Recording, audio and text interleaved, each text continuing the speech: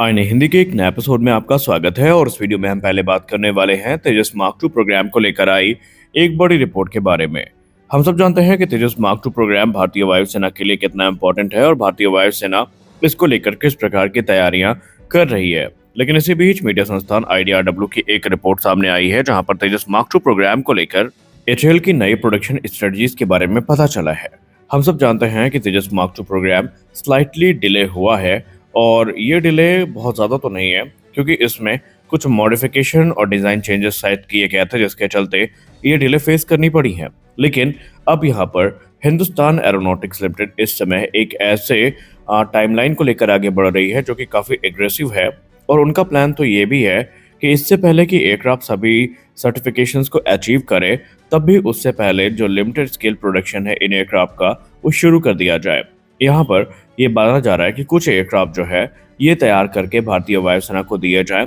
और भारतीय वायुसेना इनको ऑपरेट करे और जैसे जैसे फुल स्केल प्रोडक्शन शुरू होता है तो उसके बाद जो नए एयरक्राफ्ट है वो मिलने शुरू हो जाएंगे। दरअसल इस समय हिंदुस्तान एरोनॉटिक्स लिमिटेड अपने इस टाइमलाइन को अचीव करने के लिए काफ़ी एग्रेसिव मूव इख्तियार कर रही है। रिपोर्ट में बताया जा रहा है कि ये Hindustan aeronautics limited at least 3 dedicated जो प्रोडक्शन लाइंस हैं उनको इस्टेब्लिश करने पर काम कर रही है ताकि जो तेजस मार्क टू का प्रोडक्शन है ये पूरी तरीके से रफ्तार पकड़ सके और उनका टारगेट यही है कि इनिशियली 24 एयरक्राफ्ट प्रति वर्ष की दर तक हम बना सकें। लेकिन हम आपको बता दें कि ये जो 3 डेडिकेटेड प्रोडक्शन लाइन है जिसको लेकर लोगों के मन में कंफ्यूजन है कि क्या ये नई इस्टेब्लिश करी जाएंगी या कोई एग्जिस्टिंग जो अभी प्रोडक्शन लाइन है उसको ही यूटिलाइज किया जाएगा। देखिए पूरी तरीके से जहां तक अभी रिपोर्ट इंगित करती है कि तेजस मार्क 1A के प्रोडक्शन की जो अभी प्रोडक्शन लाइन है उनको ही तेजस मार्क 2 के लिए यूटिलाइज किया जाएगा। दरअसल भारतीय वायुसेना ने इस समय HAL को इंगित किया है कि वो जल्दी से जल्दी तेजस मार्क 1A के प्रोडक्शन को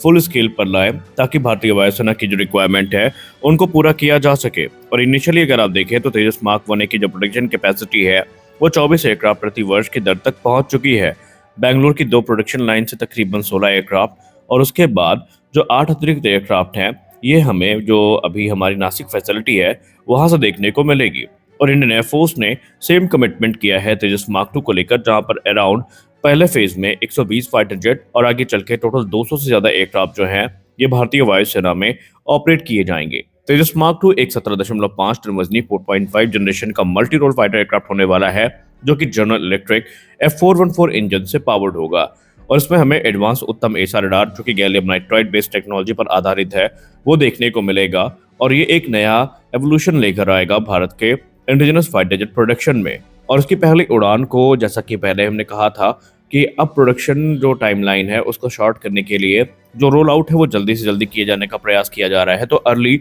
2026 में इसकी पहली उड़ान को आयोजित किए जाने की खबरें सामने आ रही हैं।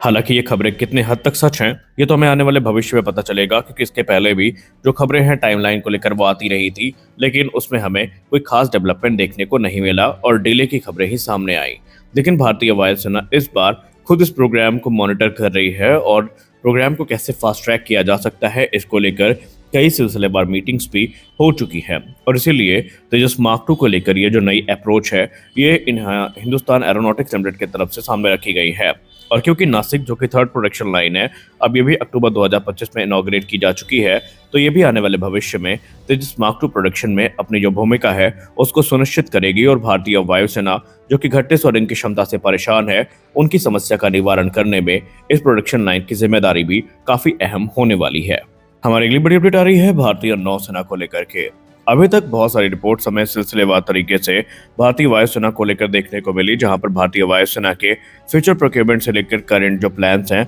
इनको लेकर हमने डिस्कस किया। लेकिन इसी क्रम में भारतीय नौसेना पीछे नहीं है और भारतीय नौसेना का जो प्लान है अपने MiG-29K फाइटर एयरक्राफ्ट को लेकर और राफेल M को लेकर वो हमें देखने को मिला जो काफी हद तक भारतीय वायुसेना के लिए भी एक उदाहरण हो सकता है कि कैसे एग्जिस्टिंग फ्लीट को भी हम इतना ताकतवर बना सकते हैं कि वो किसी भी मॉडर्न थ्रेट को काउंटर करने में सक्षम हो। दरअसल भारतीय नौसेना को लेकर एक रिपोर्ट सामने आई है जहां पर भारतीय नौसेना को लेकर कहा जा रहा है कि इंडियन नेवी इस समय अपने जो फाइटर जेट्स है जैसे कि MiG-29K और राफेल M की जो फ्यूचर फ्लीट होने वाली है इन सब को अस्त्र सीरीज के मिसाइल से इक्विप करने की तैयारियों पर काम कर रही है। यहाँ पर हम बात सिर्फ अस्त्र मार्क 1 की नहीं कर रहे हैं क्योंकि ऑलरेडी MiG-29K में हमें ये मिसाइल तो देखने को मिलेगी और राफेल में भी ये देखने को मिलेगी, लेकिन इस समय भारतीय नौसेना जो अस्त्र मार्क 2 की कैपेबिलिटी है, इससे काफी ज्यादा इंप्रेस है और यही कारण है कि भारतीय नौसेना अपने मिग-29 के और अपकमिंग राफेल एम की फ्लीट में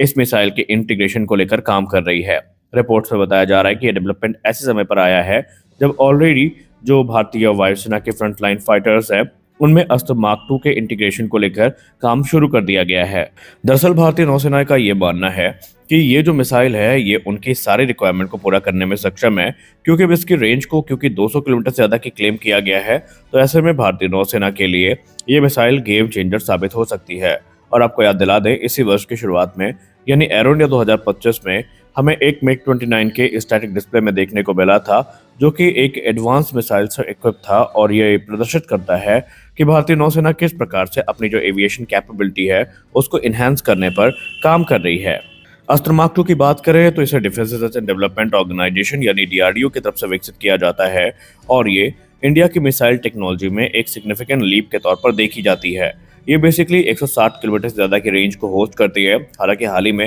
रिपोर्ट में रेंज को 200 किलोमीटर तक क्लेम किया गया था और ऐसे में इसमें जो एडवांस सीकर टेक्नोलॉजी है ये इसे सुपीरियर टारगेट एक्विजिशन के लिए इनेबल करती है। अब इसमें इम्प्रूव मैन्यूवरेबिलिटी भी हमें देखने को मिलती है और ये पाकिस्तानी PL-15 और चाइना के PL-17 जैसी जो मिसाइल्स हैं इनको काउंटर करने के उद्देश्य से बनाई गई है। और इसीलिए भारतीय नौसेना का जो डिसीजन है वो अस्त्र मार्क 2 को अपने जो मिग-29 के और राफेल के फ्लीट है उसमें इंटीग्रेट करने का है और ये अनाउंसमेंट हमें हाल ही में देखने को मिली थी। दरअसल मिग-29 के की बात करें तो इस समय ये भारतीय नौसेना के एयरक्राफ्ट कैरियर से ऑपरेट होने वाले एयरक्राफ्ट है जो कि आने वाले भविष्य में ट्विन इंजन डिग बेस्ड फाइटर से रिप्लेस किए जाएंगे। हालांकि 10BF की टाइमलाइन क्या होगी इसके बारे में ऑलरेडी हम लोगों ने डिस्कस कर लिया है, लेकिन यहाँ पर अभी कुछ एफर्ट्स भी हैं जो मिग-29 के में अस्त्र मार्क 2 इंटीग्रेशन को लेकर लगाने पड़ेंगे। जैसे कि इससे सबसे पहले जो ज़्यूग ME रेडार सिस्टम है उसमें कैसे इंटीग्रेट किया जाना है इस मिसाइल सिस्टम को, यहाँ पर वो हमें देखने को मिलेगा। हालांकि माना जा रहा है कि जो फायरिंग ट्रायल्स हैं वो अगले वर्ष शुरू कर दिए जाएंगे, यानी भारतीय नौसेना ने ऑलरेडी इस पूरे टेस्ट के लिए जो रोड मैप है वो तैयार कर लिया है और एक बार जैसे ये मिसाइल तैयार हो जाती है और भारतीय नौसेना को मिल जाती है तो कहीं ना कहीं भारतीय नौसेना की कॉम्बैट कैपेबिलिटी इसके आने के बाद कहीं ज़्यादा बढ़ जाएगी। वहीं राफेल की बात करें तो आप सबको पता है भारतीय नौसेना ने 26 राफेल एम फाइटर जेट्स का ऑर्डर दिया है जो कि राफेल के कैरियर वेरिएंट है और ये $7.5 बिलियन की एक डील थी जो कि अप्रैल 2025 में फाइनलाइज करी गई थी और इनकी जो डिलीवरी है 2028 के अंत तक या 2029 की शुरुआत में शुरू कर दी जाएगी। तो आज के इस वीडियो में बस इतना ही। आशा करते हैं वीडियो आपको अच्छी लगी होगी। वीडियो अच्छी लगी वीडियो को लाइक करिए, नए हैं तो चैनल को सब्सक्राइब करिए। मिलते हैं अगले एपिसोड में, तब तक के लिए जय हिंद।